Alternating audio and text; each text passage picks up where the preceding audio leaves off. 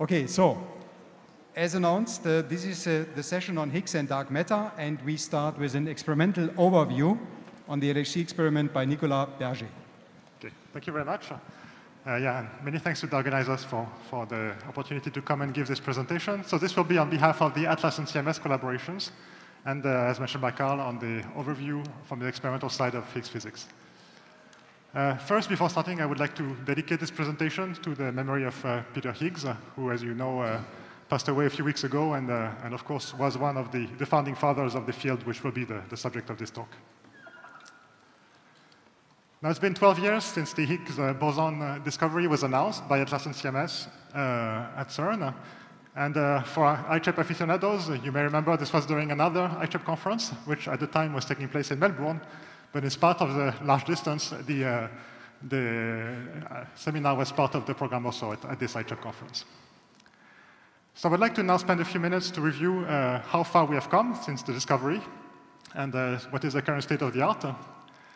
So first of all, one of the most striking predictions of the standard model is the relationship between Higgs boson couplings to other particles and the masses of those particles.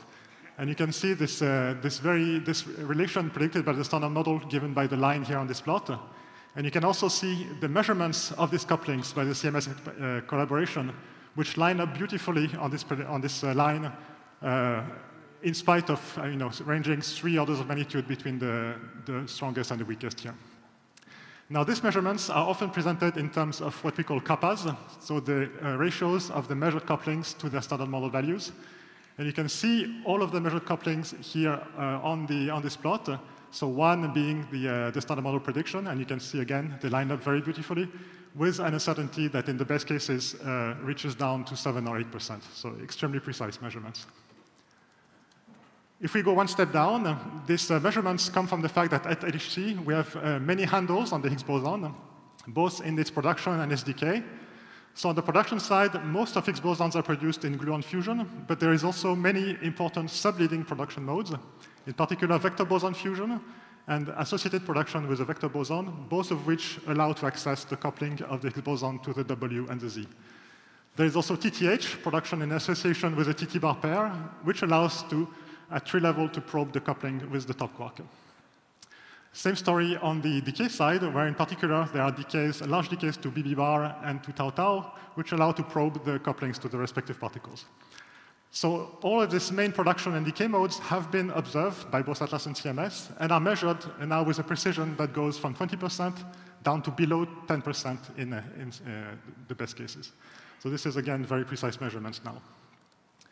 Finally, the mass of the Higgs boson, which is a fundamental parameter of the standard model, is measured with really incredible precision. So at CMS, a measurement published last year in the Higgs to ZZ to 4-lepton decay mode, where the Higgs boson shows up as a very narrow peak in the 4-lepton invariant mass. This produced a measurement which you see here, which is the most precise single measurement of the Higgs boson mass, with a precision that is now below 1 per mil, so extremely precise. Atlas has a similar measurement in the 4-lepton mode, which is combined also with another mode, the Higgs to gamma-gamma, where the Higgs also shows up as a narrow peak. And you can see the measurement here. This is actually the most precise measurement to date, slightly below the 1 per mil here. And one thing to point out is that this very good precision is also due to a strong reduction in the systematic uncertainties on the mass of the Higgs boson, which is reduced by a factor of 4 compared to the previous iteration of the measurement. So this is a topic I'll come back to several times in the talk, that the precision we achieve is not just because of more data, but also because of significant improvements in the analysis techniques. So the results of this that I've just shown are really transformative in the way we understand the properties of the Higgs boson. Nevertheless, we need to go further, and one of the reasons for this is that there is well-known open questions in the standard model, and the Higgs boson can help to access all of these. For example, Higgs boson couplings to fermions, quarks and leptons, are extremely relevant, of course, to the question of what is the origin of the quark and lepton masses. Similarly, the Higgs boson couplings to vector bosons are relevant to the question of why electroweak interactions are much stronger than gravity, the so-called hierarchy problem. The Higgs boson self-coupling, the coupling it has with itself, is a driving factor in the nature of the electroweak phase transition, whether it is strongly first order as required to generate more matter than antimatter, which is another important question. And also related to this question is the question of whether there is a CP violation in Higgs boson processes, in addition, of course, to the sources well known in the standard model. And this could also, of course, have an impact on this question. So for all of these questions, there is also direct signals that can be searched, and this will be covered in Livia Sophie's talk tomorrow. Here we'll focus on how to address these questions from the point of view of the properties of the Higgs boson. At Atlas and CMS, we are extremely fortunate in having had excellent performance of our accelerator, the LHC, over many years. So the results I will show you today are mainly based on the Run2 dataset that was collected at 13 TeV between 2015 and 2018. It amounts to about what we call 140 inverse femtobarns of data good for physics, which translates to about 7 million Higgs boson produced. Not all of them can be exploited, but about, for example, 5,000 are reconstructed in the gamma-gamma decay mode. Since 2022, we have also been collected data at a slightly higher center of mass energy during Run3. So far, we have about 60 inverse femtobarns collected in 2022 and 23. But the data is now coming in actually very quickly, and by the end of next year, we expect twice the Run2 dataset to be available, so much more data. I have many results to show today in principle, so since for lack of time, I will focus on the very new results released specifically for ICHEP. So you expect to see this new logo quite often. And the main focus will be on the Higgs boson couplings to fermions, and also on Higgs boson pair productions, which are two of the important topics nowadays. And I will also present some fresh off-the-press results using the Run3 data. So first, Higgs boson couplings to fermions. As an aside, so one of the important inputs to these measurements is flavor tagging, so identifying whether a jet contains a heavy quark, a B or a C. And for this, there has been very rapid progress in the recent years. So this is driven by the fact that a few years ago, we were using boosted decision trees, then moved to deep neural networks, then graph neural networks, transformer networks. And this has led to an incredible really increase in the performance of the algorithms. So just a few years ago, we were at this point, and you can see the continuous increase in the background rejection going, so this goes up, so the backgrounds go down by the same factor. And so we are now at a factor of 4 reduction of the background compared to what we were here. This is for Atlas looking at the tagging of B quarks inside jets. It's the same story for more complicated cases. So here, the tagging of a full Higgs to CC bar decay, so 2 C quarks in the same jet. And here now the better performance is down, but you can see the same gap between the older algorithms and the new ones, and a factor of 5 to 7 reduction in the background levels now with these new algorithms. So this is extremely large gains which are still coming in. So this is a very exciting field of research, and this is a main driver of the sensitivity increases, which I will show in the coming results. So the first result I would like to show is the Atlas final Run2 TTH to BB measurement. So this is a TTH measurement, which allows to access at tree level the Higgs top coupling, and using the Higgs to BB bar decay mode, which is the largest Higgs branching ratio, 58% of all decays. So this is how it looks in diagram form. This is how it looks in real life, or at least in an event display. You can see these 2 blue cones here from the Higgs to BB bar decay, 2 more blue cones for additional Bs from the top decays, and then an electron here, for example, from the W decay. So a complex signature. The data set used in this analysis was actually already analyzed in this publication, but this is a reanalysis to leverage improved B tagging, so new algorithms, as mentioned in the previous slide, also an improved modeling of the backgrounds, which is a critical part of this analysis, and the use of transformer networks, so again, advanced machine learning, to separate the signal and background. So going now to the results. So results are often expressed in terms of ratios to the standard model expectation. So a value of 1 is a standard model, and here we measure 0.8 plus or minus about 20%, which is in good agreement with the standard model.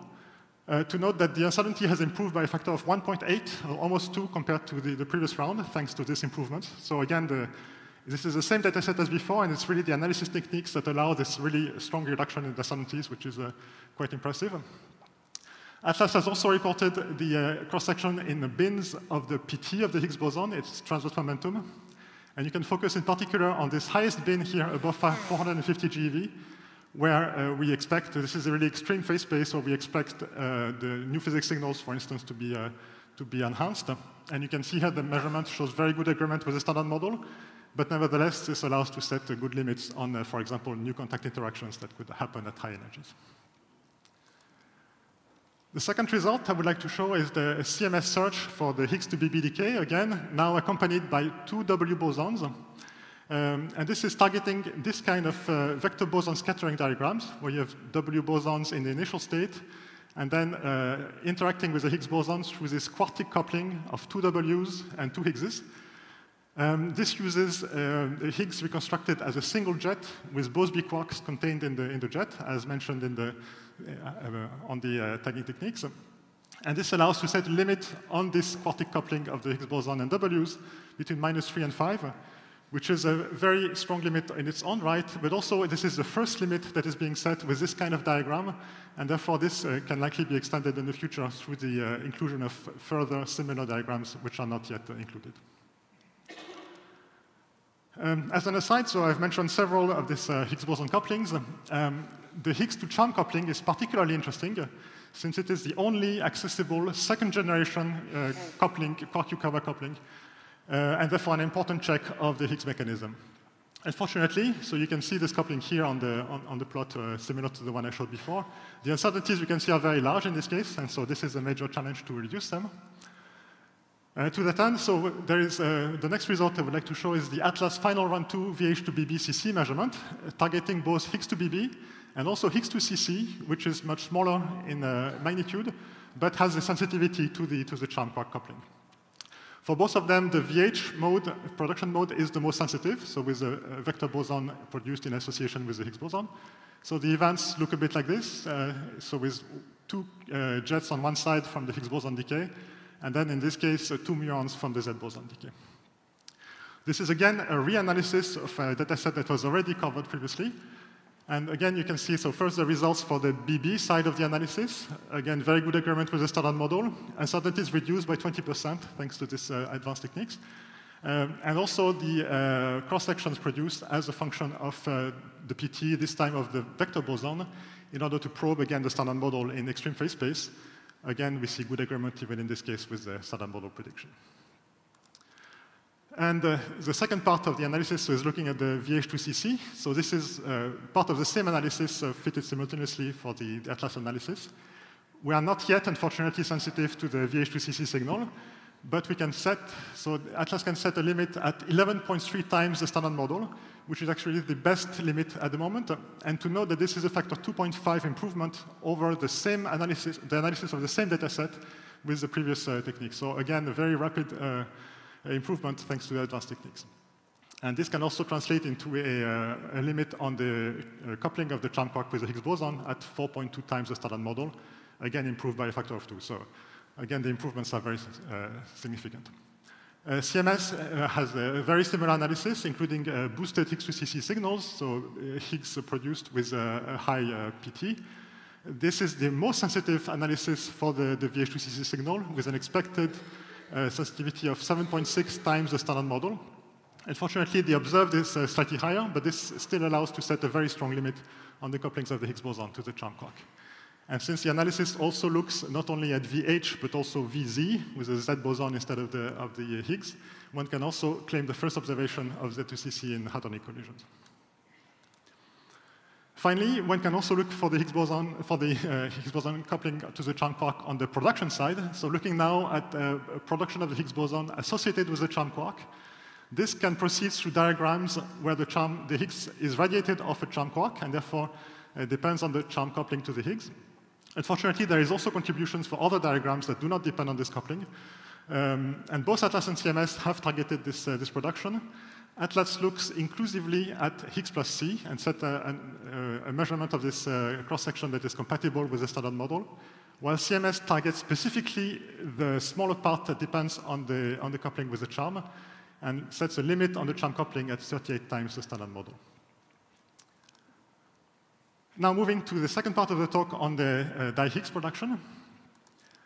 So this is another critical measurement done at Atlas and CMS at the moment. This targets to the production of two Higgses in proton collisions, which is a very small signal, 1,000 times smaller than single Higgs. And this is mediated by these two main diagrams.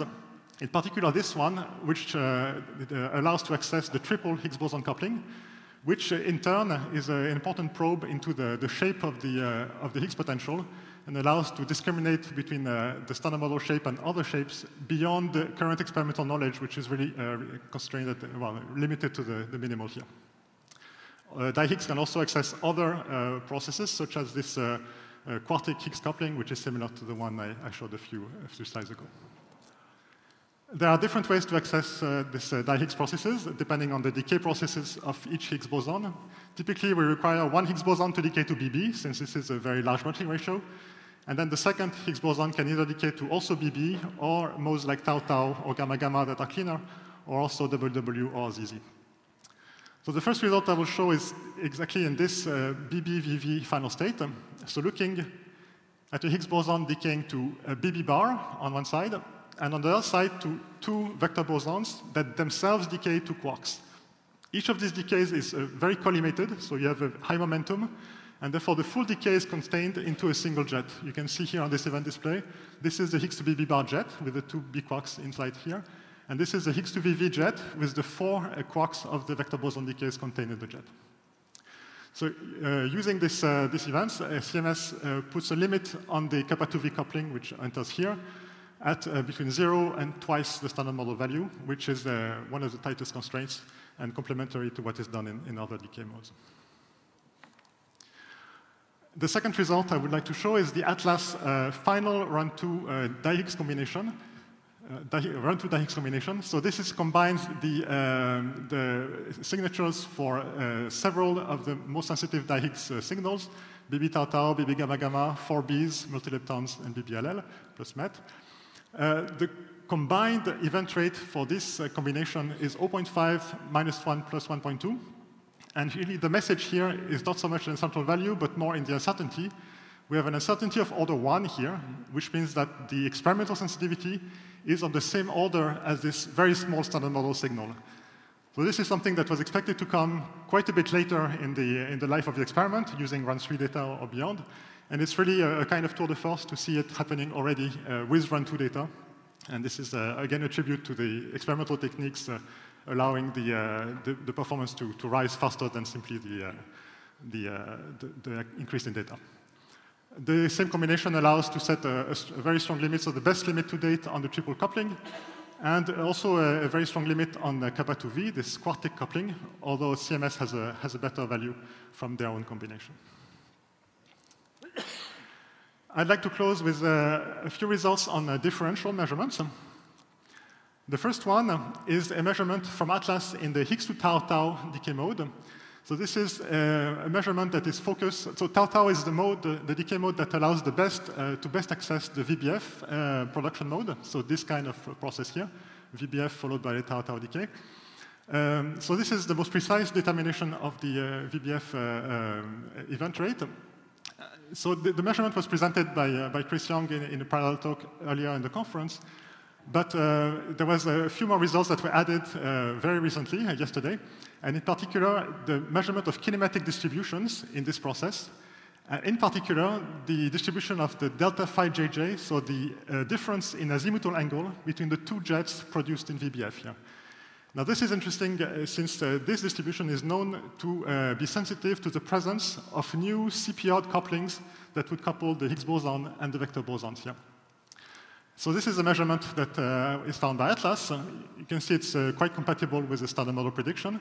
And this allowed to set limits on this new potential CP-odd effective couplings, which are given here and are the best limits on this CP-odd couplings to date.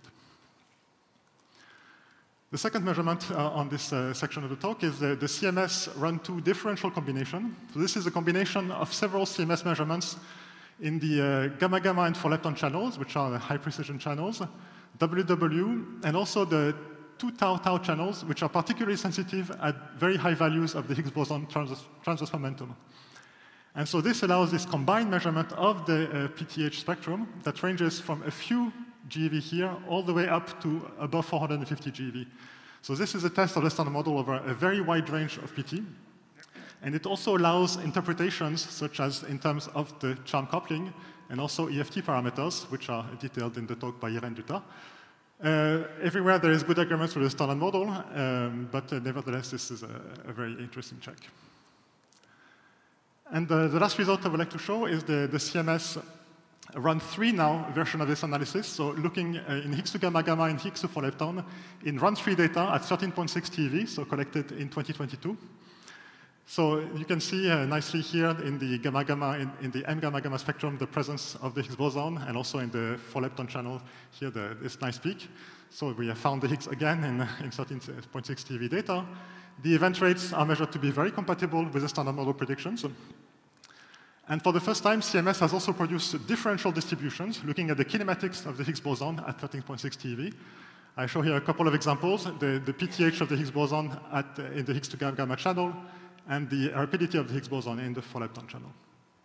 So both of them are in good agreement with the standard model, but one can note that this is only done with 35 NF femtoband of data collected in this 1 year. There is, in principle, a factor of 10 more data which will be added, and this will, of course, be a much stronger test of the standard model. To conclude, so there is a very broad ongoing Higgs boson physics program at CMS and Atlas with very precise measurement, few percent level for the mass even per mil level. We have seen very significant reductions in the uncertainties on the charm coupling. And on the di-Higgs side, the result is already reaching the sensitivity of the standard model signal with only run 2 data, which is truly impressive. And this is all driven by better analysis techniques and performance, in addition, of course, to more data. So this very nice harvest of run 2 data physics is ending, at least for the Higgs physics. But there is still some interesting results coming, in particular the combination of Atlas and CMS, which should provide the new state-of-the-art of our knowledge of the Higgs boson. And of course, the focus is now on run 3, where higher collision energies and much larger data sets would give us a lot more to come. Thank you.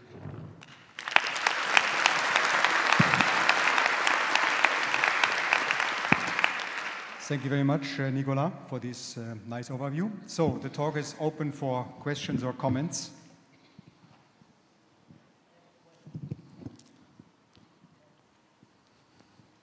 Okay.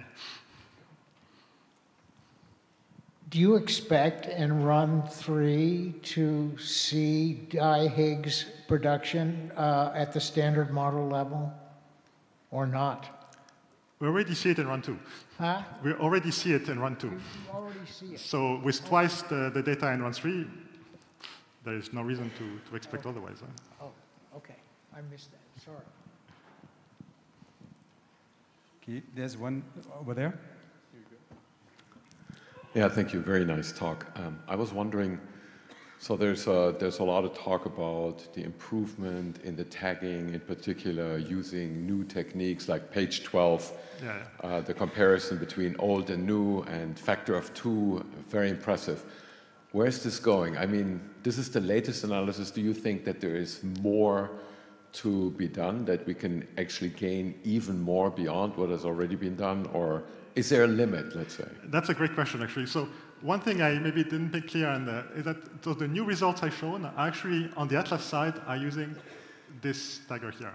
So even these very nice improvements here are not yet at the level where they're included in the latest analysis. So even if, say, we are stuck at this level, this is still going to be something that will percolate through the analysis chain and give us better results.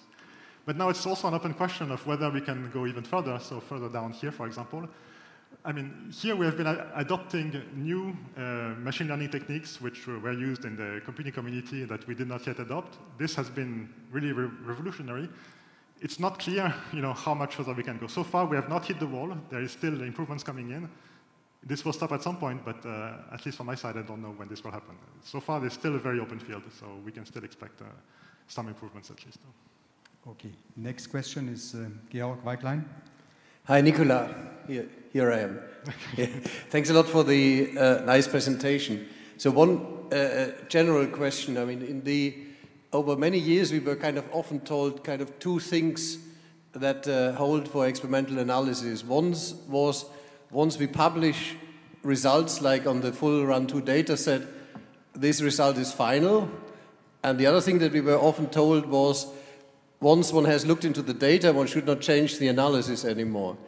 But recently, Atlas in particular is deviating from these rules, and you start reanalyzing results that you had published previously. So how do you obviously you had looked into these data, so how do you avoid biases in these reanalyses? Yeah, that's again a great question. So there's two aspects. One of them is that we don't want to reanalyze twice a data set, but simply when we get this kind of improvements, we know that if we do it, we gain much more in performance without waiting for a few years for the same data set to come in run 3. So there is a temptation, even if it was not maybe well, there was some question whether this will be done or not, at least this is done. Now, from the point of view of biasing ourselves, one should keep in mind that when you change the analysis, very often you don't pick up the same events. So we select a small slice of the Higgs bosons that are selected. And so, for example, for the tau-tau analysis, we actually have a result that's slightly different in this case from the one we had in the previous round. So we did a check of what is the correlation between the results in this analysis and the result of the previous analysis using bootstrapping. We found, I think, correct me, but I think it was 19%. So we are really not, it's not the same analysis, and we're really selecting a different set of events, or at least weighing the events differently so that they impact the analysis differently. So the question of knowing the answer of the previous analysis isn't really something that has the impact of biasing us, simply because the result is going to change anyway. So you said the correlation was 20%. 20%. I understood 90. Okay. No, so 90 would have been an 19, issue. Okay. This is 20%. 20%. So it's not something that should be aware. Yeah. Thank you. Okay, I think we have to move on. So let's thank the speaker again.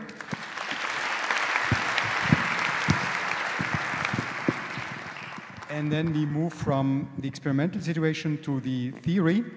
And I'm happy to announce Matthew Mccullough from CERN to talk us about the standard model and BSM Higgs theory.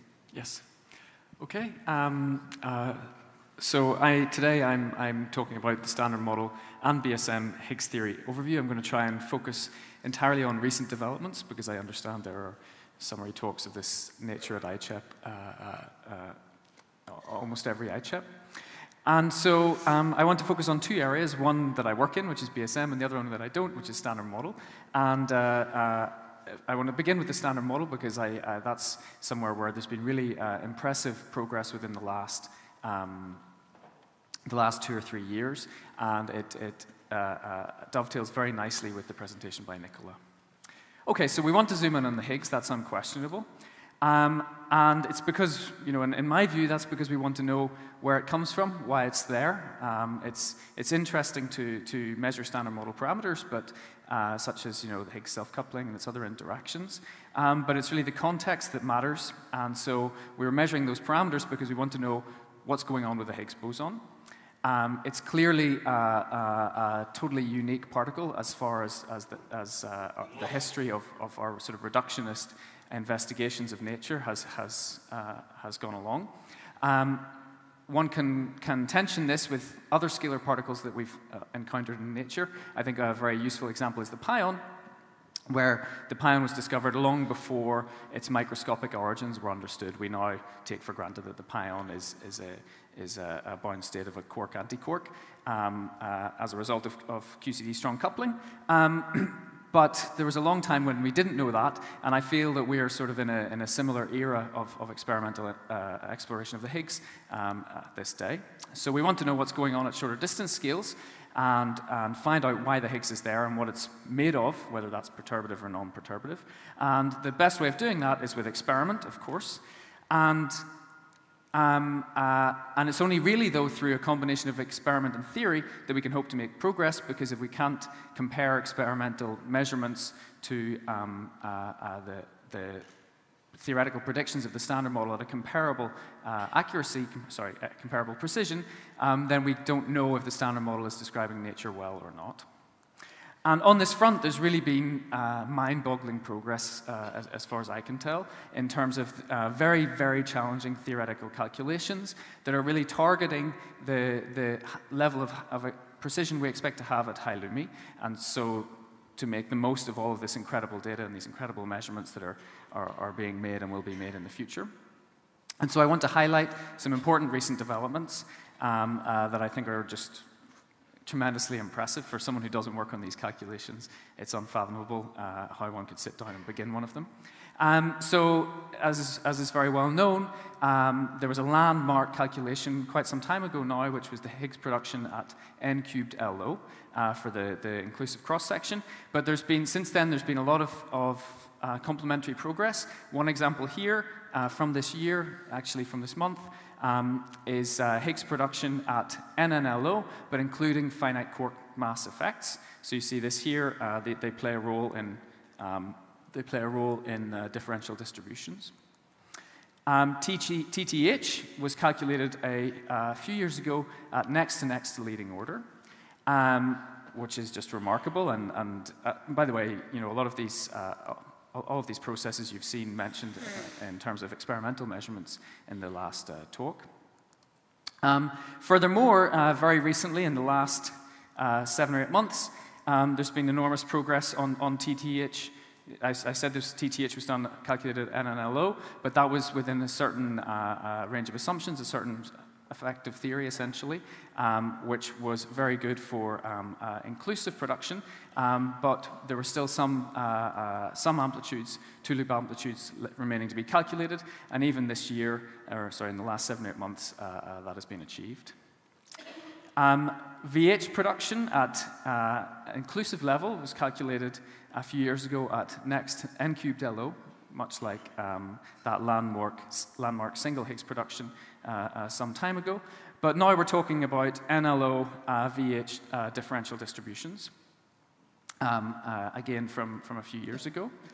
Di-Higgs production next to leading order, including finite electroweak masses in loops, again just from this month, which is with differential distributions, which is astonishing. These loop calculations are tremendously challenging calculations. VBF at next to leading order with decays. So you can see, by the way, I've tried to include a plot, a relevant plot, and also the progress that one makes as we go to the next leading order in this case, next leading order in this case, and so on. So you can look at the slides if you want to look at these a bit closer. So yes, VBF at next to leading order with decays. In this case, there were decays to a pair of B quarks.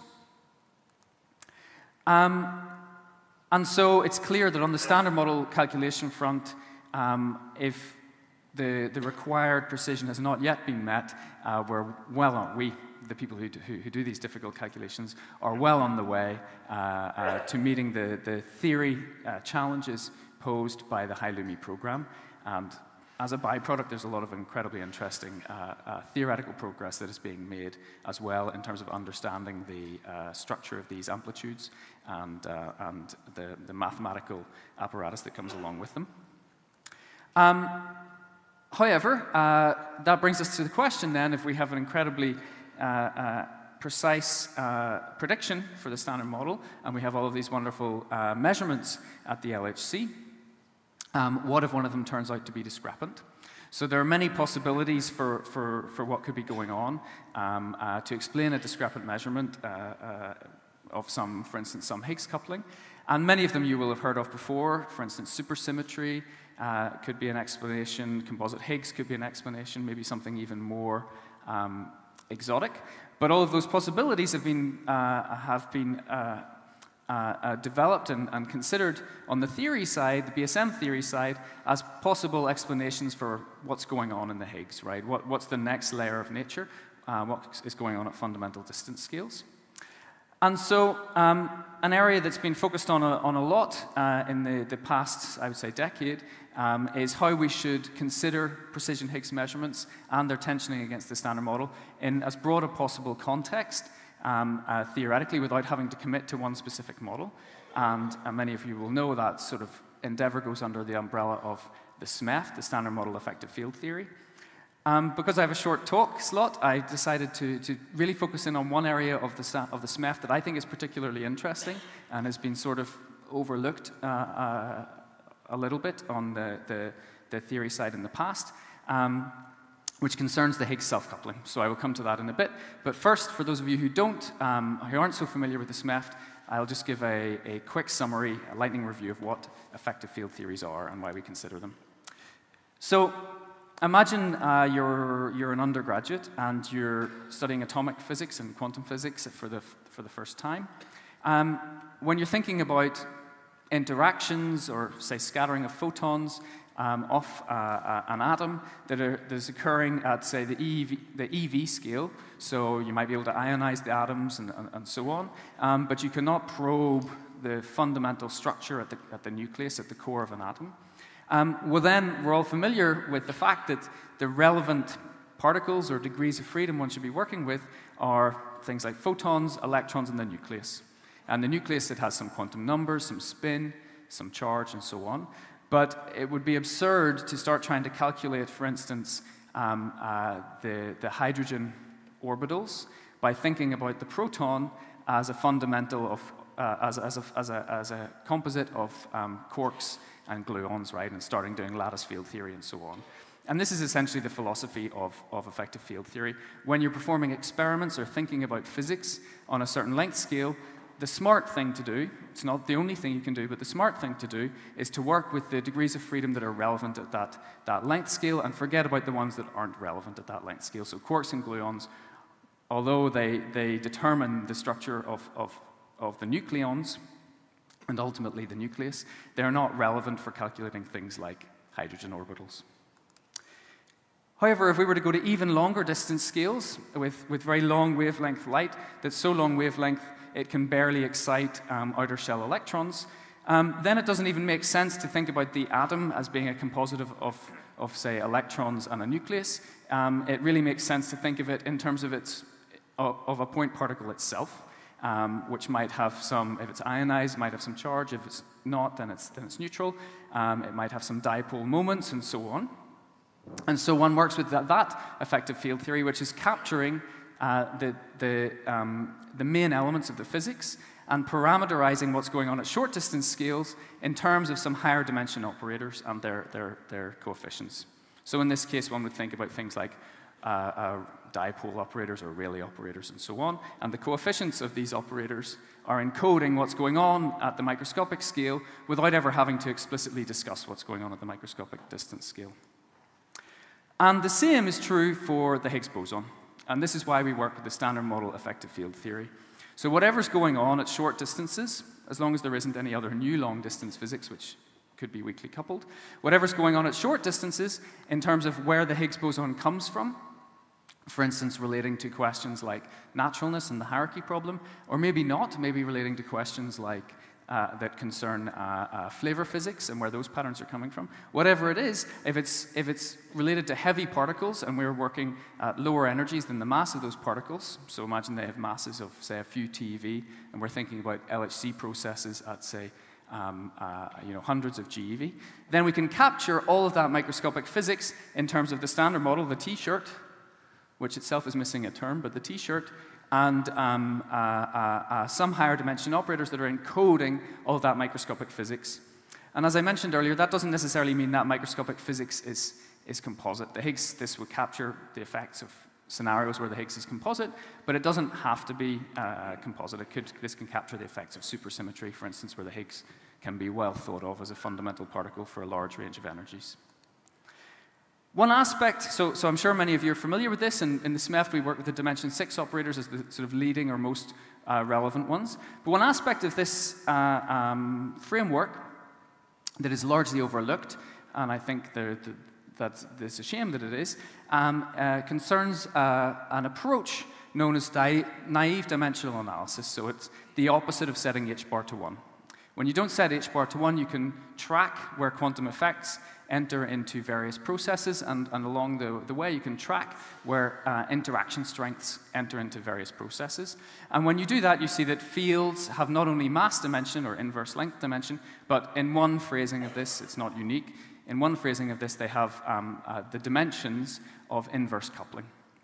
And then when you follow this naive dimensional analysis approach, you learn lots of obvious things that you probably knew anyway, but with a new perspective. So for instance, the Fermi interaction that you'll be familiar with from muon decay, following this approach, you learn that scale in the denominator cannot be a mass scale. It has to be something that has dimensions of mass divided by coupling. Indeed, if you derive the Fermi interaction from the electroweak theory, you see that this thing here, lambda, is actually mw over g, with some square root 2 and things like this, which is exactly as it had to be. There's no other way it could have been. Same is true, actually, for the Planck mass. You learned that the Planck mass isn't a mass scale. In terms of the SMEFT, you can order the operators in this way, and you learn some very, very interesting things. And one of them is concerns this Higgs to the 6 operator, where you learn that it has this lambda squared here in the denominator has not only mass dimension 2, because it's dimension 6 operator, but it also has to have 4 couplings. So whatever generates this operator is going to give you 4 couplings in the numerator. And that turns out to be incredibly special for reasons that I will come to in a second.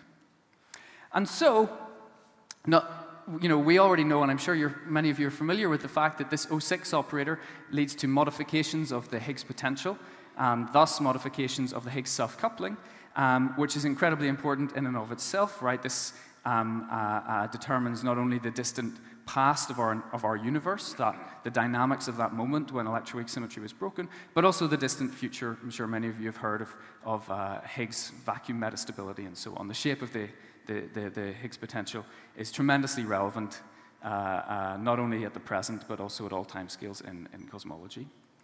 But this extra fact that it has this naive dimensional analysis aspect has been sort of largely overlooked, and it's very, very relevant because it helps us understand how big deviations in the Higgs self-coupling could be, how big that operator could be, as compared to other operators in the standard model effective field theory, which might parameterize other deviations of Higgs properties, for instance, the coupling of the Higgs to 2 Zs or 2 Ws or 2 Bs or whatever. And when we follow this through, we learn that actually, because that operator is unique, it's the only one that has so many couplings in it. And because of that, you can have a loop factor, essentially, between that operator and all the other operators in the SMEFT. And this makes the Higgs self-coupling measurements very, very interesting and unique. Because it's totally natural for the Higgs self-coupling to have deviations relative to the deviations in, for instance, Higgs ZZ or Higgs WW that are a loop factor or a mass ratio factor greater than those deviations in other things. And this factor could be of order 600. So in principle, one could have deviations in the Higgs self-coupling which are 600 times bigger than in other single Higgs couplings. And this is very relevant because, as we know, and we've just seen, the single Higgs couplings are measured with a precision of around, say, some of them to the level of, say, 7 to 10%. Yet, one could tolerate deviations in the Higgs self-coupling which are at the level of hundreds of percent at this stage. And so somehow, the SMEFT has this special property encoded in it which is very relevant to this sort of accuracy or the sort of precision we have on measurements at the LHC already. But could that actually happen? Could there be really some theory that generates such enormous Higgs self-coupling modifications? And the answer is yes. I'm going to show you one example. It's an example, I always say that this is a theory only a mother could love, but nonetheless, it could exist. It's known as the electroweak scalar quadruplets, otherwise known as the custodial quadruplet model. So there's 2 scalar fields which are in 4-plets of electroweak symmetry. You write down every interaction they could possibly have, and then you integrate them out to see what SMEFT you derive, to see what effective operators pop out. And in fact, you only get, at leading order, the Higgs to the 6 operator. All the other ones are either loop suppressed or arise at higher dimensions, which means more suppressions of mass scale. And in fact, in this concrete theory where you can calculate the ratio of self-coupling deviations to vector-vector coupling deviations almost hits that 600. It's a factor 200.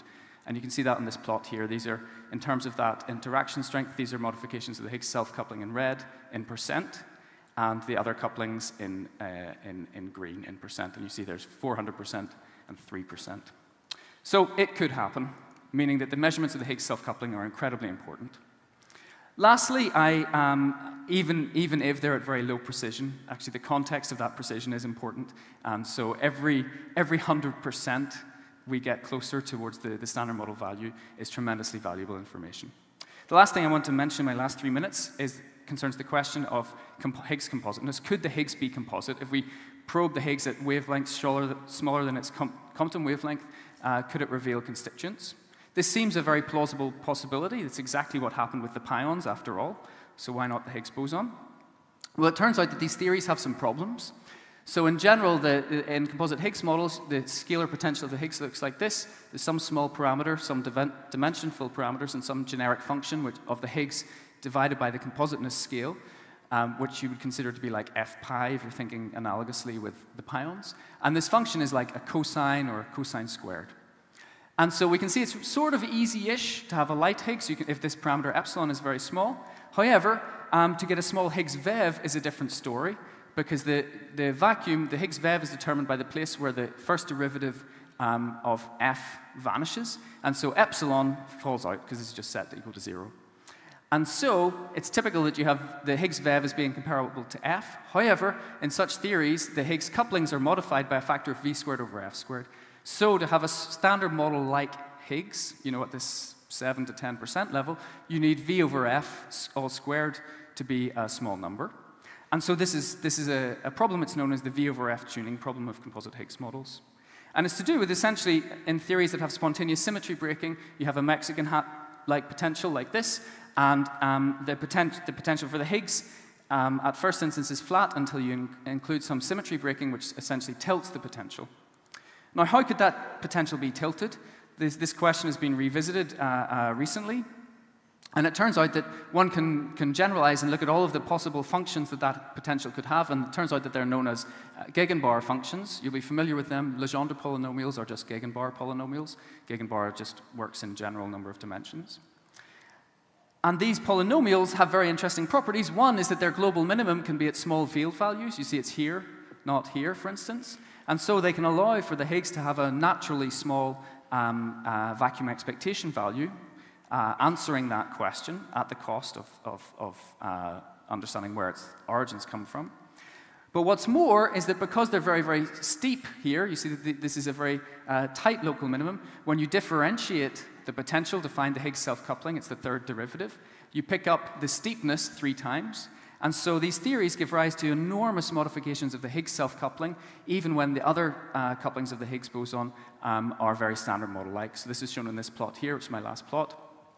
These are deviations in the Higgs vector-vector coupling, deviations in the Higgs self-coupling relative to the vector-vector coupling. So this is, say, factor 50, factor 20. And these colored lines are different models here. So this is, say, you take n equals 6, and you go around here. You see a 3% deviation in the Higgs ZZ coupling, but it would be something like a 30% deviation in the Higgs, 30 times that, so a 90% deviation in the Higgs self-coupling. If you're interested, these gray contours just show how much fine-tuning you have to do in this theory. Okay, so I should sum up. How well do we know the Higgs? It's very often said that the Higgs is standard model-like. I would like to push it back against such statements. I think so far the measurements that we've made that are very precise have returned standard model-like results, but we're far from measuring all the properties of the Higgs, and it's only when we've really measured all of the properties of the Higgs that we can start to build a picture of whether or not it's standard model-like. The Higgs self-coupling does not have to be as standard model-like as the other couplings that we might be able to measure more easily. And so to summarize, I would argue that Higgs physics is really still in its nascence. Pions were discovered in the early 40s. Their fundamental theory origin was only developed properly in the 70s, and only in the late 70s did it start to become experimentally confirmed. It's only been 12 years since the discovery of the Higgs boson, and as it stands, we don't know how it interacts with itself or if it's composite, and many more questions, and this has far-reaching implications, and so I think we should be patient and moreover, or perhaps even more importantly, determined to uncover its origins. I'll stop there.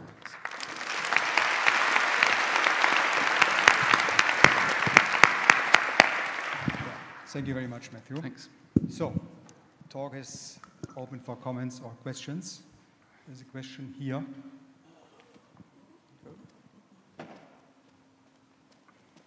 Sven. Okay, thanks. Hi, Matthew. Very, very nice talk, as always. You were discussing the differences in the measurement between the triple Higgs coupling and the coupling to other particles of the standard model in these effective theories, and even there you found that the ratio can be very large. Yes. And I'm very happy that this is found even this way. But on the other hand, if one goes to models with light degrees of freedom that can't be captured by these effective theories, the effects can even be substantially larger, I think. And this gives us even more motivation to what you were saying in the end, yeah? That despite the fact that we seem to measure things being in agreement with the standard model, this is of crucial focus and we have to push as much forward as we can. So I think it's good that one can see this in the EFTs, but also in concrete examples, even stronger there. Yes, I agree. Thank you for the comment. Okay, Ben Kilminster.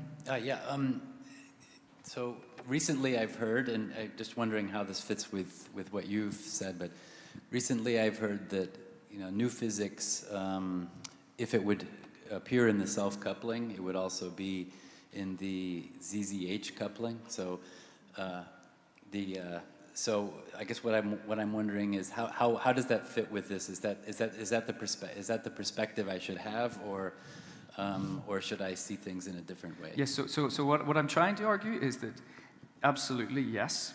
If you have new physics showing up in the Higgs self-coupling, it's really hard. I mean, one can fine-tune parameters or something to make it happen, but it's really hard to make the Higgs ZZ coupling perfectly standard model-like. But actually, theory can tolerate an enormous ratio in those effects.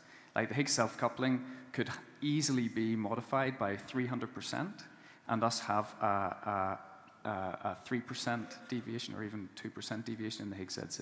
So yes, if one is being precise, yes, effects should show up in both places, but there can be an enormous hierarchy in the scale of the size of those effects, and we shouldn't forget that. So just because we're seeing a like 7% standard model like Higgs ZZ interaction from combining, say, Atlas and CMS, that tells us nothing yet about the Higgs self-coupling. Okay, so that becomes how well we can measure each of those processes that says which one we would see first, a deviation. Yes, it means that despite the fact that the Higgs ZZ coupling looks standard model-like at the 7 or 10% level, every bit of progress that's made in measuring the Higgs self-coupling is covering valuable new territory.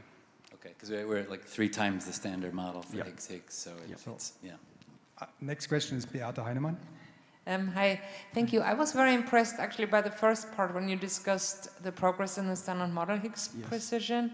Now, I'm pretty sure I remember correctly that for the last European strategy, actually, the precision on all Higgs couplings except for the muons was limited by theory at the time.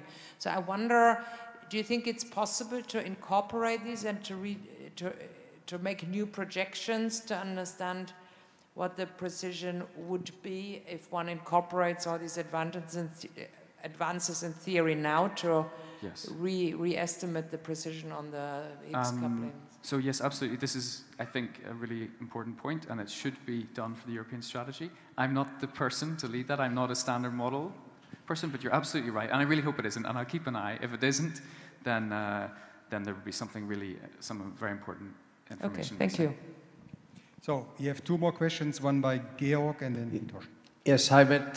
Thanks a lot for the very nice presentation. Also on the first part of your talk, you showed for these theoretical improvements on the standard model prediction for various processes, and for the di-Higgs, you showed the electroweak corrections that turn out to be very small, and one could get the impression that everything is very well under control. However, for the di-Higgs, the QCD-like higher order correction, although there was a lot of effort going into them, there is still quite a large uncertainty, in particular related to the renormalization scheme dependence on the top mass. So in this case, I think the theoretical uncertainties are still uncomfortably large. So it's not that for every of these processes we are fine, and we from the theory side have done our job. So I think there is still also some processes where there is still quite a bit of work to do. Yes, thank you for that addition. Yeah, I completely agree. Okay, let's take the final question from Hitoshi. Okay, thank you so much for a wonderful talk, Matthew. I have one question about your statement that h to the 6 is the only place where you expect g to the 4th coupling. It doesn't, if you write w mu nu, w nu, w rho mu operator and pick up the 6-point coupling among w's, isn't that also g to the 4th? 3 w's? That's only got 3 fields. From 3 so field strengths, you can pick 6 w's. Yes, but then, okay, so if you're pulling bits out of the SMEFT, then yes, but the field strengths themselves, you always have the standard model coupling in the GAA piece. Right. Right. But you do have G to the fourth contribution to 6W coupling. Sure, but in terms of this, I'm talking about the coefficients of the SMEFT operators. Okay. So that GA squared in the field strength is it's compensating for the necessity of a standard model coupling in there, but it's not in terms of the SMEFT operator. That Wilson coefficient has only 3 couplings in the. Okay, I think I remain. Okay. Thank you. So I think we have to move to the dark sector now. Let's thank Matthew again. Okay. So we'll now have 2 similar talks on dark matter, starting with an experiment with Professor Jocelyn Monroe from the University of Oxford. You have the floor. Great, thank you very much to the organizers. I'm delighted to be here and start out talking about dark matter and axion searches.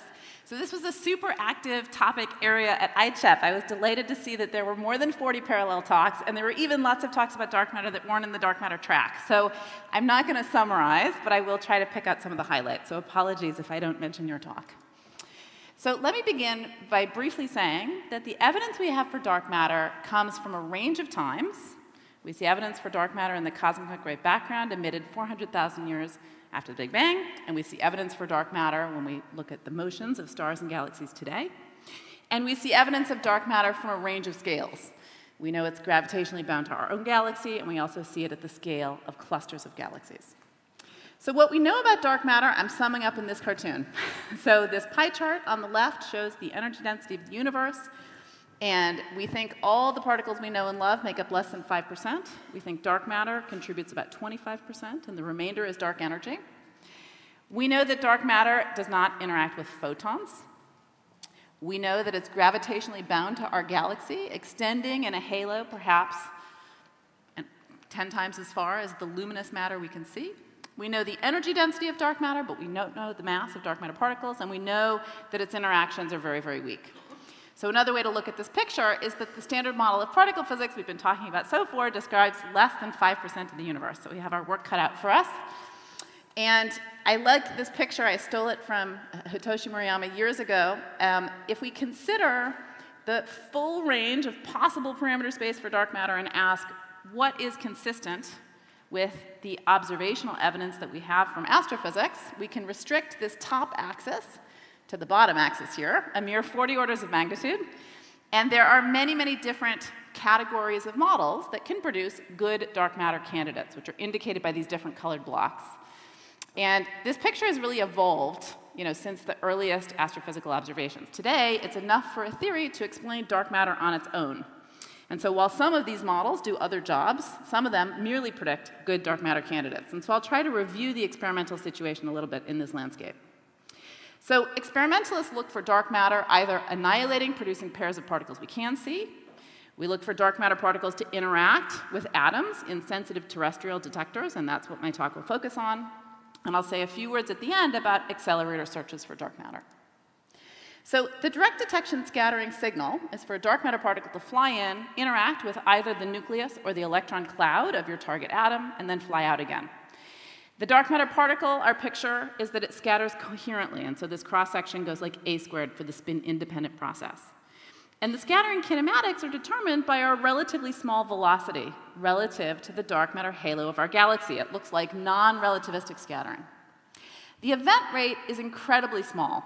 So this plot shows the event rate as a function of energy for a hypothetical dark matter candidate where I've picked a cross-section and said it weighs 100 times the proton.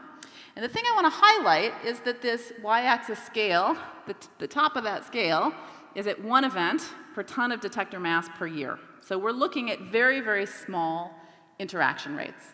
And so the key experimental challenges that these experiments have to address are that we need very low energy thresholds, KeV scale or below. We have to detect tiny rates, and we have to distinguish these small signals apart from backgrounds that can be much, much larger. And so dark matter experiments do particle identification at the part per million to even the part per quadrillion level. Now I want to comment that this coherent elastic scattering process was first predicted for neutrinos in the early 1970s. And we should not feel discouraged that we haven't found dark matter yet, because it took 50 years for coherent elastic neutrino-neutral current scattering to be discovered. And so if we look at it, that we learned at the end of the 1970s that there's a dark matter halo of our own galaxy, we could look at this as, we're due. So experiments address this first challenge, detecting these very low energies, by developing very sensitive techniques to measure any energy deposition whatsoever in the detector. So for the dark matter particle interacting, transferring momentum to the particle that then recoils to the detector, the kinetic energy of that recoil may be as small as 1/1,000,000th of the rest mass of the dark matter particle. And so what that recoil can do in the detector is deposit heat, ionize, or produce scintillation in the detector medium. And the partition between these different forms of energy deposition contains information, because it depends on the particle's energy, on how that particle interacts with the target, and the microphysics of the target itself. And so the figure on the left is showing that partition is a function of energy for nuclear recoil final states, heat in blue, the scintillation in red and green. And on the right is what those same distributions look like for an electron recoiling through the detector. And the key point is those look different. So there's an opportunity for particle identification here at a very high level by looking both at the partition of energy and at the distribution of these versus time. The second key challenge is to identify signals in the presence of very, very, in the presence of backgrounds that can be much larger. So there are backgrounds that experiments can reduce. For example, gamma ray interactions, which tend to produce electronic recoil final states, intrinsic radioactivity in the detector, which may produce radiogenic contamination that can mimic a dark matter signal.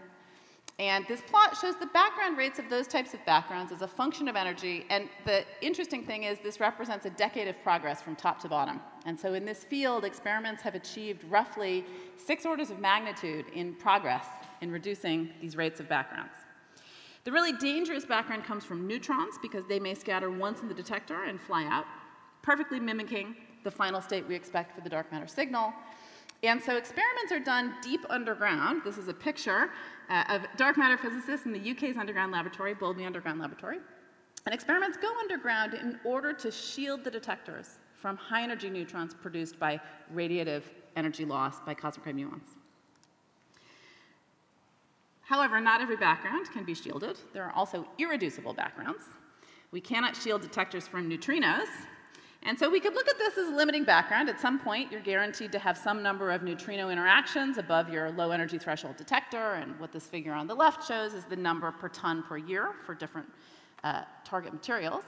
But you could also look at this as an opportunity. At some point, direct detection experiments also become neutrino experiments. And so this orange band is highlighting the range of astrophysical neutrino sources that direct detection experiments are sensitive to. And I'd like to highlight that there were, yesterday's background is today's signal. So there were great talks at this meeting showing measurements by both the Xenon and Panda X4 collaborations, seeing the very first numbers of boron-8 neutrino coherent neutral elastic scattering. The third challenge is how do we identify signal versus background? And the major strategy is that most experiments measure multiple parts of this energy partition. And so what this diagram shows is different experiment names on a huge range of targets, looking at the kind of combination of signals that are used to identify particles in the detector. And the energy thresholds for those identification techniques vary depending on which parts of the partition we're looking at. And so the typical detector technologies that are used, so the first dark matter experiments were germanium bolometers, measuring heat. Now these measure heat and ionization. There are scintillation and ionization detectors shown in the bottom right. And then the largest dark matter experiments today use TPCs filled with noble liquids, operated in a dual phase, where there's both a liquid and a gas phase. And there are also single phase liquid noble detectors. So this all sounds very hard. Let's say you had some candidate signal. How would you really convince yourself that you had discovered dark matter? Well, we'd like to see modulation signatures associated with the Earth's motion around the sun, while the sun is orbiting around the galactic center. That gives rise to an annual modulation signal. There are also experiments developing technology that we heard about at this meeting, going after the ultimate goal, which is to measure the direction of your low energy nuclear recoil in order to ultimately build a dark matter sky map with hundreds of events. So at this point, I'll move into reviewing the status of current experiments. So this plot shows the interaction cross-section as a function of dark matter particle mass, where it's kind of separated into regions that have been tested and excluded. So if the cross-section was larger than that at a given mass, experiments would have seen events. And then the green range shows where experiments now are operating, and then blue is kind of the planned reach for near future experiments. So clearly, this low mass range is much less explored, and this is a major development in direct detection. So this plot at the top right shows papers containing the title Dark Matter, Growing versus Time, and then the bottom shows a title containing GeV dark matter. So this is an area of really a huge amount of growing interest and a huge amount of growing creativity in detector technologies. And so to reach lower mass sensitivity, we need to go beyond liquid noble detectors and develop novel materials, detectors using semiconductors and even superfluids. The other key trend is how do we get to very small cross-sections. And so there's been a long program of development for xenon detectors. What this shows in the top left is the Xenon 10 instrument that kind of put these detectors on the map. And what you see in the figures on the right are a picture of the current operating xenon N-ton experiment, where you can see the kind of inside time projection chamber is still human scale, but by the time you have all the infrastructure, you're looking at something the size of a 3-story building. And this has been a very active program. The current 3 running experiments are Panda X4, Xenon N-ton, and LZ. And the current state, looking at cross-section versus mass, is shown here on the bottom left. This is a new result that was shown by Panda X4 here and first at the ZSAT conference this year. And then the ultimate aim of this program is to build a detector at the order 60-ton scale from a global coalescence of these communities into the XLZD/Darwin instrument. Argon detectors are the other strategy to reach very, very large masses. And so the global argon dark matter community came together in 2017 and are together building the DarkSide 20K experiment at Gran Sasso Laboratory right now. And in red, we see the sensitivity reach of DarkSide beyond the current results shown in the light shaded green in the top. And what's shown in blue here is kind of the model space in minimal supersymmetry models that DarkSide will test. And so here's a picture of that cryostat underground, the experiment's under construction, and you can see that we're reaching experiments that are roughly the size of Prototune now. And these experiments are aiming ultimately to reach the kiloton scale. So now I'll review a little bit some of the other parts of this parameter space beyond WIMPs. And so let's start at the low mass end with axions. So axions are motivated to solve the strong CP problem. And there are a range of detection channels that experiments look for. The most common is this one, which I've highlighted in orange, where you're looking for an axion to convert into a photon in a cavity in a strong magnetic field, and then one measures the microwave power. But this isn't the only way to look for axion couplings. So there are a range of detection strategies. There are experiments that are looking for the axions bound to the dark matter halo of our galaxy, called haloscopes. There are experiments that seek to produce axions in the lab and then detect them. Those are light shining through a wall experiments. And then there are experiments looking at the sun to try to detect axions produced in stellar burning. And so to say a little bit about how these experiments work, the haloscopes are looking for a photon to convert in your sensitive cavity, and what you would observe, this is a cartoon in the top right, would be a peak in frequency at the mass of the axion that's interacting. And so these experiments have wonderful coupling sensitivity in a very narrow range of mass. The light shining through a wall experiments aim to produce axions with an intense laser-injected beam in a high magnetic field, and then later detect them. And so you have 2 factors of the coupling, and so those are sensitive over a broad range of masses, but to, in general, a higher range of couplings. And then finally, the helioscopes take very powerful magnets and aim them at the sun, like telescopes, looking for axions to convert and interact in a sensitive X-ray detector. And so this plot sums up from this enormous range of techniques the status of axion-photon coupling as a function of axion mass, and this benchmark where the dark matter axion can be the QCD axion that solves the strong CP problem is shown here in yellow. So current searches are shown in the solid colors, and then projections of future instruments are shown in the shaded regions. And so you can see this is a very active field, and there's a huge range of endeavor to reach all the way down to this QCD axion benchmark across a wide range of this parameter space. And people are also thinking about how do we get down to even lower masses with experiments involving atom interferometry. So moving up in mass a little bit, so sterile neutrino candidates and hidden sector candidates kind of populate this mass range. Sterile neutrino dark matter can scatter with electrons in the detector, producing electron recoil final states, or may mix, modifying the endpoint of a beta decay spectrum And these techniques are both used. So the top plot shows the limit on this mixing angle coming from direct beta decay searches, where constraints are at the kind of 1% level on mixing. But I want to comment that these are very weak compared to the astrophysical constraints from X-ray detection instruments, which are down here at the kind of 10 to the minus 10 level. And we have the very first results from a direct detection search, directly looking for this electron scattering process here in the kind of KeV scale. So moving on. Oh, I think I've skipped a slide, sorry. So I just wanted to say, to address hidden sector dark matter, there's an enormous range of detector techniques that have been developed, because it turns out that with quite a small exposure, at the scale of kilogram years, an experiment can really have competitive sensitivity to test the Friesen benchmark, which is shown in yellow here in the electron scattering cross-section versus mass plot. So Kathryn, the next speaker, will talk more about this, but this has inspired an enormous range of detector techniques. And I kind of include your brilliant tiny detector here because the next great idea may come along and have an impact in kind of a few-year development cycle. That's kind of the level of excitement in this range. So looking at the kind of KeV to GeV scale, there are candidates produced in compelling models that seek to explain the ratio of dark matter to ordinary matter that we observe. And direct detection experiments have done a lot of development in order to access this mass range. So at the KeV scale dark matter candidates, direct detection experiments can search for absorption. So an axion gets absorbed, producing an electron final state. And the constraints are shown in the solid gray in the bottom left here, and then dashed and dotted show projections from near future searches. At the MEV scale, direct detection experiments look for scattering, again producing electron final states. And then finally, experiments are looking around the GeV scale at combining nuclear and electronic final states to gain sensitivity in the kind of MEV to GeV mass range. Now, creative ideas are not unique to direct detection. People in lots of other kinds of experiments are thinking about how to measure dark matter in this mass range as well. So what if dark matter and cosmic rays interact? Well, you might expect that to modify the cosmic ray spectrum. So what's shown on the left is the cosmic ray spectrum in red, and if you add in dark matter cosmic ray interactions, you could modify it to get the blue dashed curve.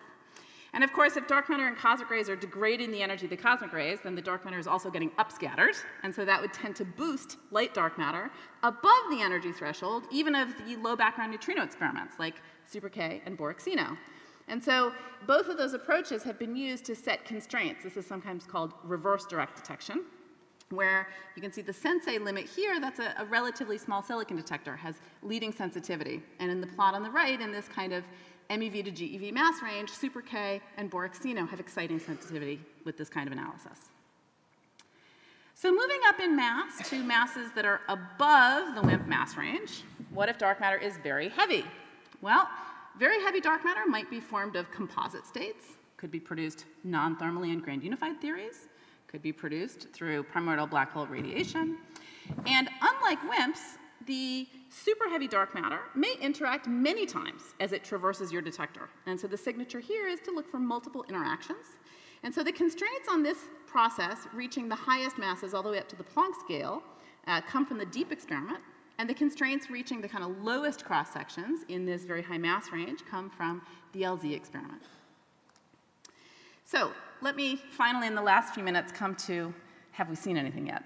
So for a long time, there's been an annual modulation signal from the Dama Libre experiment. And that experiment is coming to the end of its data taking this year.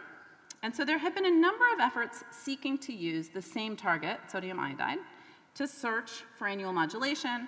And there have been new results presented at this meeting from both Anais and Cosine, as well as from the SABRE experiment.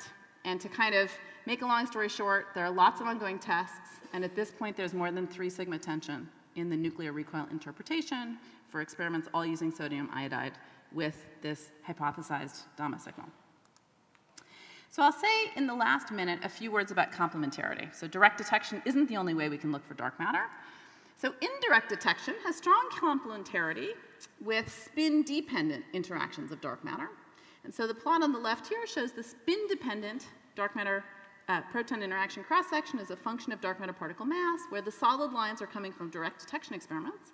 And then these dashed lines, which have the leading sensitivity at high mass, are coming from indirect detection looking at capture and annihilation in the sun, then producing neutrinos, which are detected here on Earth.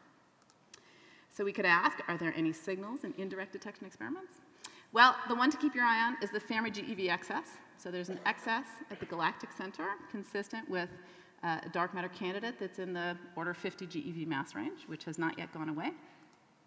And then finally, I'll say one word for Stefan about fixed target strategies.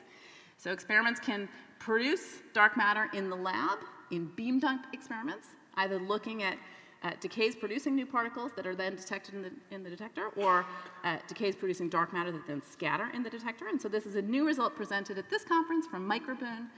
And this is a major synergistic topic both at CERN and for neutrino experiments, which can set constraints on hidden sector models, in this case, in the mass range around the GeV scale. And finally, I'll just say a word for this audience, that one can make a model-dependent conversion from branching ratio into the kinds of cross-section versus mass plots that I've been showing. And what's shown here in the solid lines are the projections of future experiments, so at future accelerators, high luminosity LHC and FCC-HH in the solid, and then in the dashed are projections of future dark matter searches. And so there's a happy region where we can all discover the same signal together, as you see in the top left. And there are also models in which direct detection offers our best chance to look at energy scales above what even the FCC-HH can reach. So I'll conclude here by saying there are exciting prospects at the low background frontier that are driving technology development in inspiring directions. And direct detection searches are expanding their physics reach to lower cross-section, to new models, and even to higher masses, complementary with the energy frontier. The experiments that are running now or under construction aim to continue to beat Moore's law by a factor of 2, and we should keep in mind that the most interesting thing we see in these experiments might not be what we built them to detect. We could find something new because we're looking in a new space. Thank you.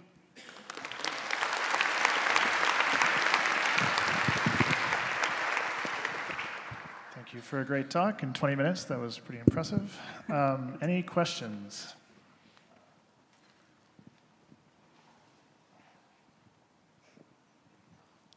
Thanks, Jocelyn. I'm here in the middle and bright yellow. Hi. So as far as the neutrinos in xenon, how will the collaborations deal with this as a background? Because of course they have no real directional properties. I have been told by my xenon friends that this is a non-problem, but I would like to get more explanation. Yeah, so to paraphrase your question, is the neutrino bound the end? And so I think the answer is no. So first of all, when we reach the point of discovering dark matter, I think there will be very strong motivation to build a detector with direction sensitivity. And if one looks at the direction versus energy distribution for signal on the left and then signal plus background on the right, those two differ. So ultimately, if you have some level of direction measurement, one can tell them apart. But even if you don't have direction measurement, what it means when direct detection experiments enter the era of having coherent neutrino backgrounds is that the sensitivity scales with the square root of time, and we care a huge amount about the uncertainties on those neutrino fluxes and cross-sections. Then we enter the world of, like everybody else, where we're no longer looking for an excess above 0, but we're looking for an excess above background. And so we need to reduce the uncertainties on those backgrounds.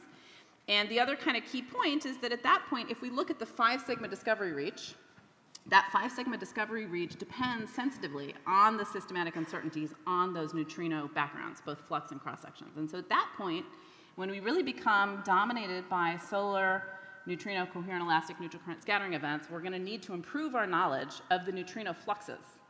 And that's why the ability of these detectors to measure, so I'm showing you this measurement in xenon was for boron 8 neutrinos. But a major science goal of future instruments like XLZD is to make very precise measurements of the PP flux. And so at that point, the neutrino measurement capability of these experiments also becomes important and interesting. There's one in the back. One in the back. Hi, thank you very much. I'm here back right. Thank you. Thank you very much. Since dark matter is gravitationally bound to galaxies, ours included, its velocities have to be highly non-relativistic. And some of the axionic candidates that you discussed are born with relativistic velocities, I would assume. So what are some of the ways for them to cool down to velocities that would be that could be bound in galaxies? So the velocity distribution that we expect for dark matter particles bound to our galaxy has enormous uncertainties. So let me just say that. There could be structure. Dark matter could be clumpy. There could be composite states. So I think, in general, we all make the same assumption of a velocity distribution so that we can compare with each other, so that at least we're comparing apples to apples. But there is an enormous range of possibilities about the actual substructure of the dark matter halo. And that's another strong motivation for direction-sensitive detection, is that ultimately that would be a way to measure some of those properties. But the assumption about the velocity distribution, effectively, if we look at this axion photon coupling signal, the fact that there's a distribution of velocities bound to our galaxies broadens the width of this peak in the frequency distribution in the top right. So let's say that the true axion dark matter candidate had a mass at exactly that frequency. The effect of the fact that there's a velocity distribution of the axions bound to the galaxy is to broaden the width of that peak. And so that's another kind of strong motivation for driving the noise in that frequency measurement down as far as possible, because ultimately, if you did have a signal, measuring the line shape is an interesting thing to do to tell you about the axion velocity distribution.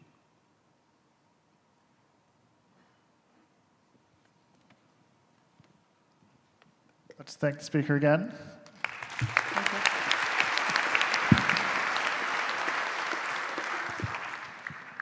So I believe we're going to finish the session now and then go to the coffee break after, correct? No. She's coming. Okay, so we're going to have the final talk. The coffee break will continue after the session. We'll just push everything back half an hour, more or less. Okay, next talk, Kathryn Zurek will tell us about the theory side of the dark matter landscape. All right, thank you very much. It's wonderful to be here. I've been charged to overview all of dark matter theory in 20 minutes, which is an impossible task because the range of dark matter models, theories, is stunning. So we heard briefly that the lower end of this mass range goes from about 10 to the minus 22 to 10 to the minus 23 eV, corresponding to the de Broglie wavelength of the dark matter. And on the heavy mass side, this is a little bit fuzzy, but it's somewhere around 1,000 solar mass. So this is how you know you're a particle astrophysicist, if you know what the mass of the sun is in solar mass, in GeV. And the answer to that is about 10 to the 57. So you get something like 100 orders of magnitude just in the mass parameter space. So the way that I decided to break this down for this talk, to say something that I think will be useful for this audience of mostly experimentalists, is what are the major challenges, which is to say, what do I think are the most important things that we should focus on in the next 5 to 10 years, and where should we put our resources in order to do that? So I want to back up for a minute and remind you why it is that the dark matter problem is so hard. And that is fundamentally because all known properties of the dark matter come via the gravitational interaction. And the gravitational interaction is the weakest of all the forces. So if I think about the interaction between the visible and the hidden sector as being some type of a barrier, gravity is the highest barrier, with the other types of forces being lower barriers. And as a result, what we've learned about the dark matter sector, whatever is in it, is the gross properties of the dark matter. Basically, we can weigh it, we know how it clumps on very large scales, but we don't know anything about its microscopic properties, or we know a few of the gross properties that come from the way that it clusters. So learning about the particle properties, the microphysical nature of dark matter, is going to require that it has stronger than gravitational interactions. And that's something of a limitation. Fortunately, we've had some very good ideas, and I just want to start by reviewing the one that is by far the most prominent historically, the weakly interacting massive particle. So there's a reason that we focused on the WIMP, and it, I think, is still theoretically well motivated and experimentally still viable. WIMPs have not been found, but they're not eliminated theoretically or experimentally, and they remain well motivated just by the relic abundance. So the argument goes, and I'm just going to repeat it very quickly, that dark matter freezes out when its interaction rate is on the order of the Hubble parameter. And since we can measure the energy density in the dark matter, which is just the number density times the mass, then as a result, by solving this equation, we can get out a microscopic interaction scale, which it turns out to be on the order of 3 × 10⁻26 centimeter cubed per second. So if you take this number now, and you work out a naive kind of back-of-the-envelope estimate of an annihilation rate to standard model particles, say through a vector interaction, and you take this benchmark value of 10⁻26 centimeter cubed per second, that gives a natural mass scale for the dark matter, which is not actually at the Higgs mass scale. It's about an order of magnitude above it, or so. It's a couple of TeV, all right? And so that sets motivation to look for dark matter fixed by the relic abundance, either through its annihilation to standard model indirect detection, or through production at colliders, or what we heard mostly in the last talk was in this other direction through scattering off of standard model particles. Now I want to talk a little bit about the implications for the LHC. So the LHC does not place terribly strong direct constraints on dark matter. It's really more of a mediator machine.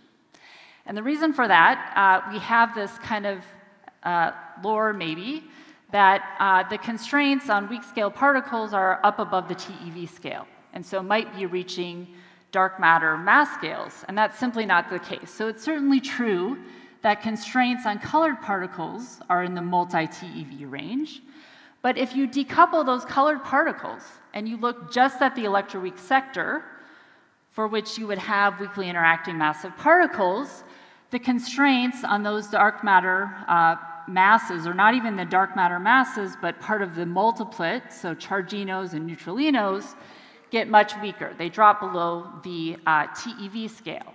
And in fact, if you look at the details of this a little bit more closely, what you find is that you actually require big mass gaps between the next lightest particle and the lightest particle, so that you can produce a very energetic, let's say W or Z boson, that produces energetic particles that you can trigger on. If you don't have those big mass splittings, and let's say you just have the dark matter, or you have the dark matter in some states that have small splittings with it, as you would expect for actually pure Higgsino or pure Wino dark matter, then the constraints actually get much weaker. And in some cases, they're even only in the couple hundred GeV range. And that's just not good enough to get the simplest kind of electroweak dark matter model, which would be a pure electroweak doublet or a pure electroweak triplet. You just cannot get this at the LHC. However, there are other paths forward to look for some of these very simple dark matter models. So one way to do it is to look towards the galactic center and to look for the dark matter annihilation byproducts. So for example, if you had pure electroweak triplet or electroweak doublet, you have a prediction for the annihilation cross-section as a function of the mass. And the reason for these resonances is because you have this Sommerfeld enhancement process, and the predicted mass from the relic abundance for the Wino is around 3 TeV, and for the Higgsino, the electroweak doublet, it's about 1 TeV. So if you just look at where this line meets the annihilation cross-section, you can see that the predicted annihilation rate to photons is going to be above, well above, what you would expect to be able to see in a Cherenkov telescope in the future, like, for example, CTA. So these are models that we can get in the future, and I think one of the challenges is going to be to fully cover electroweak dark matter, for example, with Cherenkov telescopes. You can also look for electroweak dark matter in direct detection, pure electroweak dark matter. And there's one thing I would like to emphasize from a theoretical point of view, that direct detection experiments, like we heard about in the previous talk, have gotten so good that not only are they sensitive to tree-level scattering processes, but they can also get one-loop suppressed processes. Okay, so an example of this would be pure electroweak doublet or triplet. They do not have tree-level scattering processes through the Higgs. And you can just see this by looking at the fundamental interactions that are available to you, for example, in supersymmetry. The dominant process is going to go through a one-loop suppressed graph. So here that would be, this is your dark matter state, and this is the nucleon that it's scattering off of. And here's the prediction for a triplet or a doublet. This is the interaction cross-section as a function. It depends on the Higgs mass now. For the doublet case, you get this unfortunate cancellation that makes the scattering cross-section really small. But for the triplet, you can actually get an interaction cross-section, which is about 10 to the minus 47 centimeters squared. And to put that in the context of the kinds of experiments, xenon experiments that were talked about in the previous talk, if you look at what the next generation experiment, which used to be called Darwin and now is called XLZD, what you would expect to be able to see, and here is the host of electroweak doublet, triplet, fourplet, fiveplet, and so forth, and what you would expect to be able to see in these experiments in the future. And so I think one of the challenges is that we should continue to pursue these large direct detection experiments, like the xenon experiments, until we get down to this neutrino fog that we heard about in the last talk. That's challenge number 2. So that's all I'm going to say about electroweak dark matter. I'm going to move on to the lower mass scales, because traditionally we've been focused on dark matter around this electroweak scale for the reasons I just said. However, there's a whole lot of parameter space at smaller masses that's viable. And in general, these low mass states have evaded detection by having very small couplings to the standard model. So here's a plot which shows the coupling as a function of the mass of the state. And the only thing I want to point out to you is that generally, as you go to lower masses, the constraints on that coupling becomes stronger. And this also applies to the case of axion dark matter. So axion dark matter provides a powerful motivation through the dark matter density while satisfying all the cosmological constraints. And we also heard a summary in the last talk that we should be going after this band with a suite of experiments that have been designed now and are going through the development process. So the third challenge is to build out the suite of the axion searches. Then, in between, there's an intermediate mass range where the dark matter particle is not wave-like anymore. So the demarcation point between wave-like dark matter and particle dark matter is when the de Broglie wavelength of the dark matter is longer than the typical interparticle separation. So it turns out to be the case that if dark matter is lighter than an electron volt, it's effectively wave-like. And above an electron volt, we have particle-like dark matter. But because, again, those couplings to the standard model are smaller than what you would be able to see in a typical accelerator experiment, at least up to this point, they wouldn't have been detectable so far. They're also not detectable with the traditional WIMP-type direct detection experiments. And there's been a renaissance in model building that happened 10 to 15 years ago, where we thought about all the types of dark matter models that could live in this intermediate mass range that went under the general name of hidden sector or hidden valley models, which arise generically in top-down constructions and give rise to qualitatively different observational signatures. And I'm going to skip the next 2 slides for time and make the point that as a result of having proposed these sets of low-mass hidden sector dark matter models, there have been a whole slew of new experiments that have been designed to look at this mass scale. So the idea here is rather than having the dark matter mass scale at the weak scale, it could be at the lower mass scale. The couplings to the standard model through some light mediator particle would be smaller, let's say 10 to the minus 3 or 10 to the minus 5. You could still fix the relic abundance through the interactions with the standard model, but you would need an entirely different type of search for these low mass hidden sectors. And in fact, what we have seen is building out of searches for these low mass hidden sectors to cover a region of model space where now the mass scales under consideration range from the sub-GeV scale.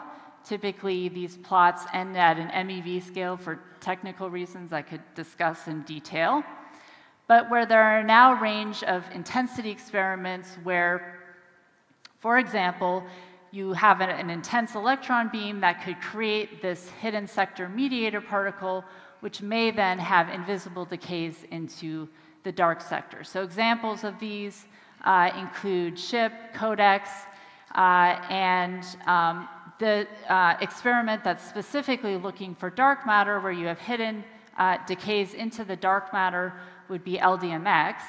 And one thing that I want to highlight that I'm going to emphasize in one of the next slides is that you still have in these models the relic abundance of dark matter that will be fixed by the same interaction by which you observe it.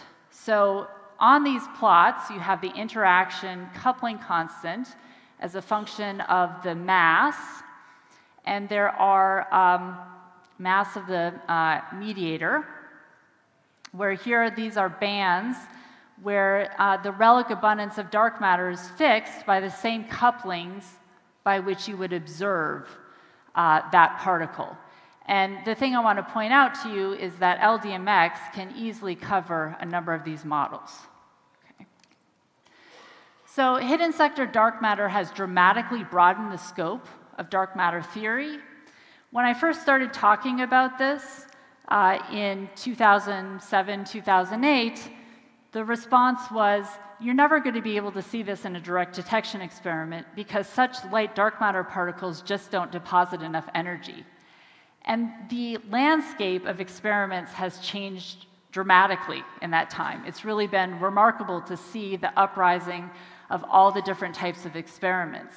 However, there's a concern that arises immediately. Since hidden sector dark matter does not solve the standard model problem, unlike the WIMP and unlike the axion, its couplings to the standard model are, in a certain sense, less determined. Can we hope to have an experimentally predictive theory? And the answer to that is yes, if we subject the theory to one requirement. And the requirement is that the same interactions through which you're detecting the dark matter particle also fix the relic abundance. So just to take this, the simplest of all simplified models, if I have a dark matter particle interacting at tree level through some vector or scalar particle off of, for example, electrons, you can also do this for nucleons. This constitutes a scattering process for which you could detect the small amount of energy deposit. But if you turn the diagram on its side, you can either produce the dark matter through E plus E minus annihilation to dark matter, as happens in the freeze-in process. And as a result, you can make a prediction in scattering direct detection experiments now off of electrons, not nucleons, as a function of the dark matter mass. And I'd like to emphasize, again, this is starting at the GeV scale now and going all the way down to the window where now you start to get into stellar constraints. And it makes a prediction for what you should see in a direct detection experiment. And these curves here are all of the ideas that have arisen in the last 5 to 10 years that with 1 kilogram year of exposure, these are not ton-scale experiments like the xenon experiments, these are very small-scale experiments, you can easily cover this well-motivated model. Another example is where dark matter freezes out to E plus E minus, and again, that makes predictions in this scattering off of electrons as a function of dark matter mass plane for what all of these different types of experiments, again with 1 kilogram year exposure, can reach. So the next challenge is to cover these abundance-driven light-dark matter models, light-dark matter meaning sub-10 GeV, so sub-weak scale models in these direct detection experiments. And the well-motivated parameter space goes down to dark matter masses of around 10 keV. Okay, so that's the 5th challenge. Now, why is that conceptually, first theoretically challenging, is because all of the experiments that we've relied on to look for weak scale particles have depended on nuclear recoil. And nuclear recoil happens to be particularly simple because the nucleus just behaves as a free particle, and I can just do non-relativistic scattering, and it becomes a high school scattering problem where the energy deposit just goes like the dark matter momentum squared divided by the target nucleus mass. And what happens is the dark matter mass now becomes much lighter than a target nucleus mass, 100 GeV scale, is that you deposit a very small fraction of the total dark matter kinetic energy. Very small fraction. And so you have to look at different degrees of freedom. And this is where the condensed matter physics comes in. You have to look at collective excitations.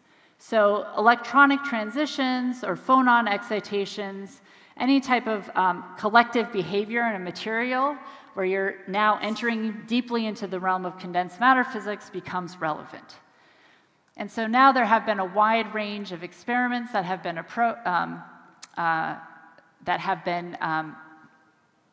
proposed, and we're now in the phase of developing those experiments. And I'd like to emphasize again that all of these best motivated models can be reached typically with a relatively small detector. Okay, these are kilogram year type exposures. All right, so in my remaining 20 seconds, I want to talk about this last mass range, the heavy mass range, where here it is typically not well motivated to set the relic abundance through the standard model interactions. And you can just see this again going back to the formula I showed at the beginning. If I push up the dark matter mass, then the annihilation cross-section just becomes too small. And that happens around the 10 TeV scale. And so here you're really dependent on gravity. However, we're starting to think about how gravity itself could be used to tell us something about the microphysical nature of dark matter. So many theories predict different behavior than lambda CDM. So I show here the power spectrum. So these are the fluctuations in the dark matter as a function of the wave number. And these are the data points that are measured by CMB, large-scale structure, Lyman alpha force. But importantly, at small scales, we actually don't know anything about how dark matter clusters. And so I think a crucial challenge for the future is to observe the dark matter power spectrum on small scales. And there are ideas out there for how to do that. But at the moment, there are ideas that are making very optimistic assumption. For example, they use astrometric lensing, pulsar timing arrays, fast radio bursts, and I don't have time to talk about these plots, but I think one challenge I want to issue for future generations is to think about how we can measure the dark matter substructure, because it's going to give us a direct imprint, direct gravitational imprint of the microphysical nature of the dark matter. So if, for example, you measured the dark matter power spectrum and it was scale invariant, just like is predicted in lambda CDM, and then all of a sudden at the scale of 10 to the minus 5 solar masses, the fluctuations just went to 0. That would be a strong indication that you would be seeing WIMP dark matter. Okay, that would be remarkable. It wouldn't be a proof, but it would be very strong evidence. So I think the challenge for the future is to robustly constrain the dark matter non-gravitational interactions via these measurements of large-scale structure. Okay, so I'm going to stop there because I'm over time. But I think the landscape has broadened dramatically in the last 10 to 15 years, and now we also have the experimental ideas that have gone on shell, are being developed, and I'm looking forward to seeing what happens in the next 10 to 15 years. Thank you.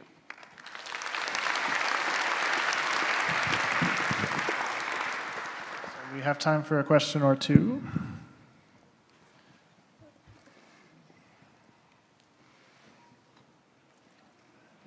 In the back right. Hello, Marek Mata speaking. Thank you very much for a very nice talk. I'm here. Okay. Bottom right. Back right. From your view. Okay, yes. Thank you very much. I was wondering, what are some of the differences that arise when you compare to lambda CDM, the differences in the large structures in the universe for the different candidates? Yeah, so I didn't get a chance to talk about it. I can give examples. So for example, one thing that can happen is that if the Pechy-Quinn symmetry for the QCD axion breaks after inflation, you can get large isocurvature fluctuations. Those isocurvature fluctuations can seed what are called axion mini-clusters on very small mass scales, like on the order of 10 to the minus 10 solar masses and even smaller. And so if you had a means of gravitationally detecting, and they have a predictive power spectrum. So here, for example, is what you would expect to see for lambda CDM, and then you get all this additional power on relatively small scales. So that's one example. Early matter domination, for example, can give rise to additional structures. You can have warm dark matter, which will erase structures on larger scales. I mentioned the case of the WIMP that will suppress structures on scales below 10 to the minus 5 solar mass. I can go through many, many models that would give rise to distinctive signatures. But the cost is that we have to have robust mechanisms for detecting such light substructures. So at the moment, our observations of subhalos go down to about 10 to the 6, 10 to the 7 solar masses. So we need to go to much smaller scales. And some of those ideas are just starting to be there for how you do that, as I said, under quite optimistic assumptions. So I think the challenge for the next generation or two is to turn some of those ideas and come up with new ideas for how we detect that dark matter substructure. And it's such high stakes because it's irreducible. It's through gravity that we're detecting dark matter. So it's an irreducible interaction. Maybe we'll call it there. So the coffee break is going to be 20 minutes to try to make up a bit of time that we lost to the power outage. I'd like to thank Kathryn again and all of our speakers.